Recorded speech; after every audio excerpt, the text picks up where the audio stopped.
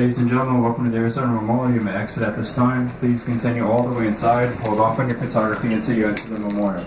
You have plenty of time for outside photography when you exit the memorial.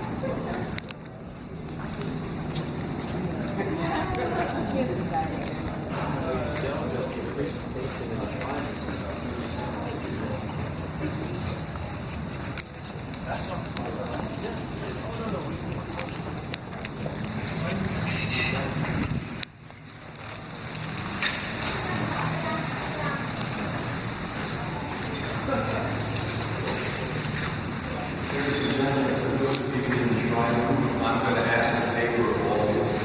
Everyone come right up to this first step. clogs up behind you, the entry gets clogged, the lines start, the agitation begins. And the reason is this is the special room, and we want to make sure everybody has an opportunity to get in. And your time here is short, but I would like to steal a minute or two if I can. You're now standing in the most sacred part of this memorial, with the exception, of course, of the ship itself, over which you're actually standing. And the reason this is a very special room is obvious behind me. The crew that morning numbered over 1,500. 1,177 of them died. Their names are inscribed in this wall. It's alphabetized, as you can see, in case you're looking for a specific name. For example, at the top of the fourth column, way at the top, you'll see the names Free, F-R-E-E, two of them, father, son. Both crew members both died that morning. Under K, you see the name Kidd, K-I-D-D, Rear Admiral Kidd. This was his flagship, and he was the senior-most person killed that morning. A stunning statistic is there were 38 sets of brothers assigned to the ship's crew. 3 of the sets had 3 brothers each. That's a total of 79 brothers. 16 of them survived, and only 1 set of brothers made it out together. Now, there were 335 survivors, and one of them put in his will that he wanted to have his ashes interred or buried into the ship after he passed away. And in 1982, the Navy granted Gunner's Mate Second Class Tesla his request and opened up the program for any other survivor. That's what these 2 small monuments represent. There's 36 names on this one and 5 on that one. Those of you on that side, you can see the last 2 entries that were made, sailors Anderson and Petrie.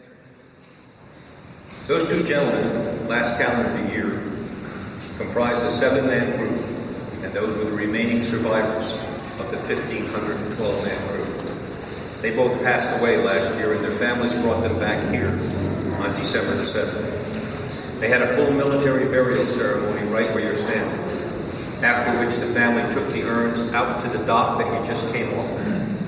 At the end of the dock in the water was a diver, and they handed the urn to the diver, who began to swim slowly backward, away from the dock, away from the family, but holding the urn above the waterline so the family could track it.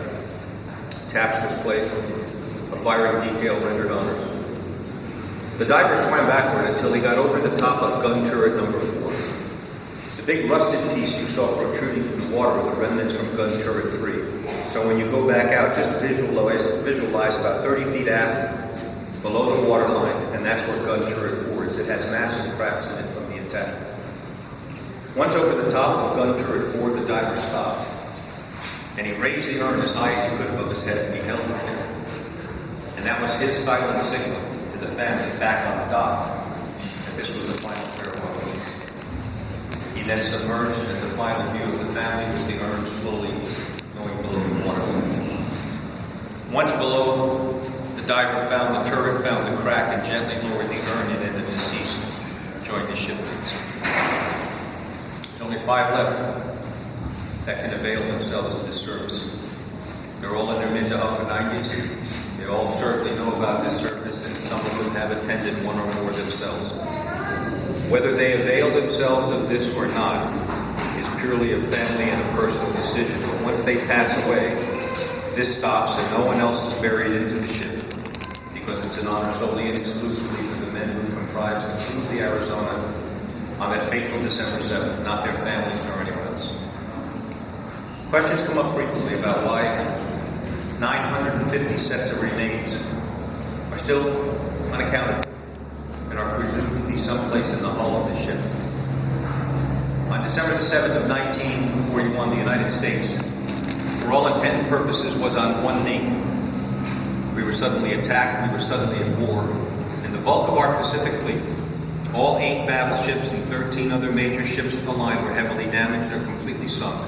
Scores of other ships were also damaged. There were more than 100 ships in this harbor on the morning of the attack. A lot of hard decisions had to be made quickly. Rescue and recovery efforts went on for months, after which it became painfully obvious to virtually everyone, but particularly to our rescue and dive teams, that first of all, this ship would never sail again, such was the damage. And anyone left inside by that day was either decimated by explosion, cremated by fire, or drowned. And we had to get on with the ugly business of war. Fix the ships we could fix, which we did. Get into the war, which we quickly did, and as most of you know, end the war, with the bombings of Hiroshima and Nagasaki 71 years ago this past August. After the war, had the decision been made to try to extract remains from the Arizona, whatever might have been left after that horrific explosion, the ship burning for 2.5 days and underwater for nearly 4 years. You have to remember that back then we didn't quite have the science of DNA like we do today. It would have been extremely difficult, if not downright impossible, to properly return extracted remains to families. A tomb of an unknown perhaps could have been established someplace here at Pearl. Instead, the decision was made to allow them to rest in peace at sea and in the ship where they perished, and to date, 41 of their shipmates have come back to join them. It is a powerful story. I'll leave you alone with your thoughts right now. I do ask that you keep your voices to a whisper, not only in here, but throughout, and even while you're reboarding. Because you can't forget where you are or what all of this is. And that is a national cemetery. And you are standing over the remains of nearly 1,000 sailors and Marines. It's good to see everybody. If you have any last-minute questions, the Ranger and I will be outside. Thanks for coming.